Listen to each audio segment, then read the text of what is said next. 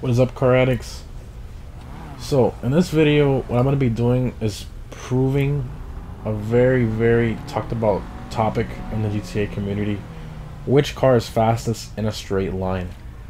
The Banshee 900R and the 8011 have been battling it out for quite a while, and some videos prove otherwise. My video contradicts others, other people's videos contradict mine, and I'm finally gonna prove what's really happening between all these videos. If you see right here, this track right here is uneven. As you saw, the 8011, the wheel was going over the track, and that track is slightly uneven. But on the right side, we have a track that is 100% perfectly smooth, meaning each building block is not separated higher or lower than the other. They're level, the whole entire thing. So right here, I'm going to show a difference so you guys can see that both of these are perfectly level, and that both the cars are going the same speed, and that the 8011 and the other 8011 are both fully modified, so you can see they're exactly the same. On the other side, you guys can see the yellow lines right there. The yellow line side, that means in that yellow area is where the bump is. So on the right side, there's no yellow, as you can see, so that's the smooth side. So I'm going to be comparing the 900R and the 8011. But first, I want to show you guys that the difference on the smooth side and the difference on the against the 900R on the rough side as well. So a little bit of lag right there, but you can see that they're both going the exact same top speed, which is what we're looking for. So right there, it's the same exact top speed. I did this 5 miles. You guys can see up until the very end. No final gear, nothing crazy or anything like that. And if you can see on the left side, you can see how high the track is from that tiny little bump every single time, and it adds up. After every little yellow divider going up and up and up and up, eventually you get that much higher up towards the end.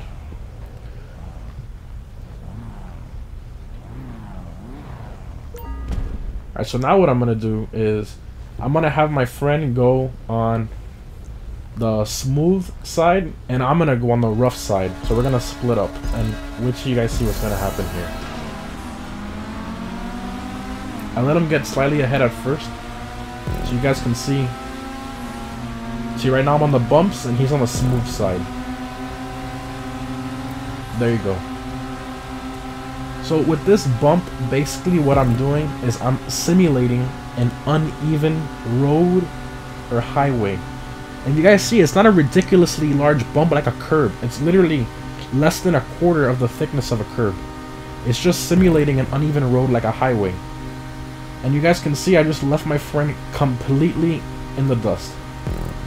So why does this happen? This does not happen to all supercars in the class. As a matter of fact, when I tested this with other supercars to make sure, the Turismo does nothing. Both of them go the same speed.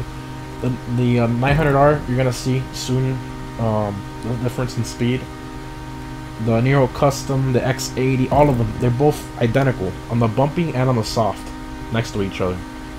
But the 8011 is extremely sensitive to these bumps to get that curb boost advantage. So whether it's a bump on the road or a slightly uneven road, you will get a different result. So between other videos out there of people showing it on a highway versus a perfectly flat stunt prop, that's what's been happening. So right here we got the 900R. We're both gonna go on the smooth track, so you guys can see that our cars go have the same top speed, and they're fully upgraded and everything like that.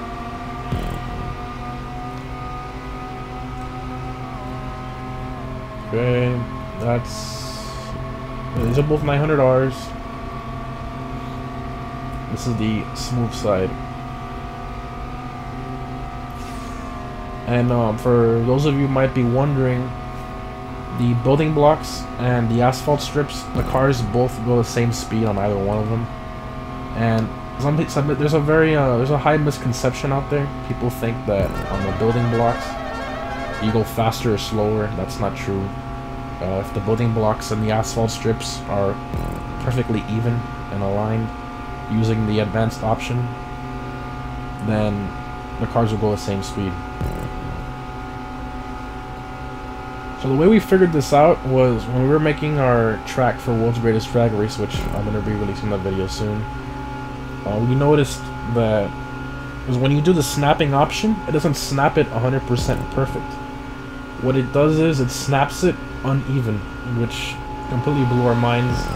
When we saw that the 8011 was going ridiculously fast when we were testing it, we were wondering what was happening. And then we finally figured out what's been causing all the misconceptions in the community. So right here, I'm on the bumpy side, and my friend's on the smooth side.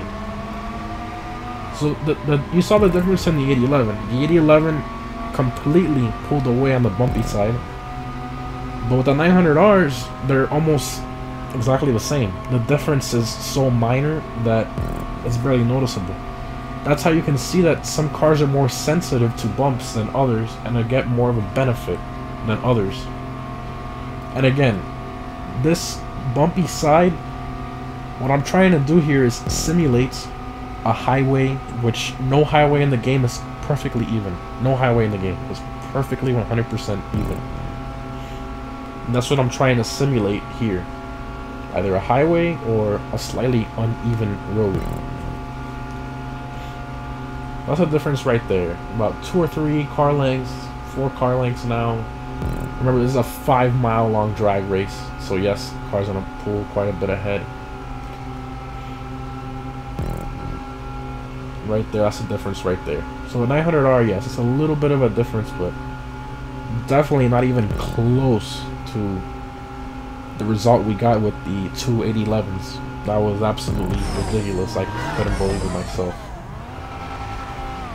So next, what we're gonna do is, like my classic old drag race, we are both on the smooth side. 8011, 900R. This is the smooth side. We're both on the smooth side. So this result you're gonna see right here is the same result I get in my drag race testing on the asphalt strips. This is the result that I've been getting for quite a few years now, actually. Well, a year, because the 8011 hasn't been out that long. So, I mean, I posted a bunch of retest discussions and I couldn't figure it out. But when we finally did the uneven road, then is when I figured it out. Alright, so here we go. My friend Edub right here. Gonna pass me. Once the Banshee kicks into that final drive gear, it just takes off. It's ridiculous.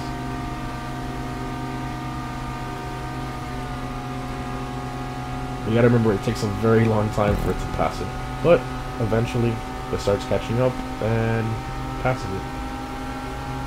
There you go, right there. So this is the result you get on a perfectly flat piece of prop land. Go right there. So the next test, what you guys have been waiting for, the 900R on a flat. No, actually, both cars on the bumpy side. So on this one, we're gonna have both cars on the bumpy side of the building blocks. So right here, both cars, bumps. Let's see what happens. So in this situation, both cars are being tested in the exact same environment. So here we go. You just saw the smooth race, and now you're seeing the bumpy race, which, as you can tell already, it's not even a race. It's not even close. So why are other people getting different results in different videos? This is why. When you test a car, in my opinion, I think it should be a perfectly flat piece of road. But not every race is a perfectly flat piece of road. Stun races are. The Rockstar created stun races, they're perfectly flat, the asphalt strips at least. But when you're doing an actual city race, the props around you are just for looks. You're actually driving on the actual road, which is not perfectly flat, as you may know. So which car is faster? That's gonna have to be up to you. What you're racing on, and which races you do most.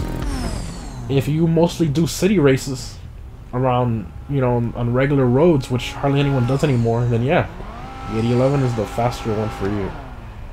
But if you're on perfectly flat stunt track pieces, then the 900R is faster. You can't argue that. It is faster. I've proved it many times on asphalt strips, on building blocks, and as you can see, there's the bump right there, and the bump is so small. It's not a ridiculous. It's literally less than a quarter of the thickness of a curb in GTA, and right there you can see the difference accumulated after all those miles of that little tiny difference right there, just barely even noticeable. So again, guys, I really hope this clears things up for you. When the track is 100% smooth, the 900R is faster. When it's not perfectly smooth, the 8011 is faster. So that's it. Thank you guys for watching. Hope to see you in the next video.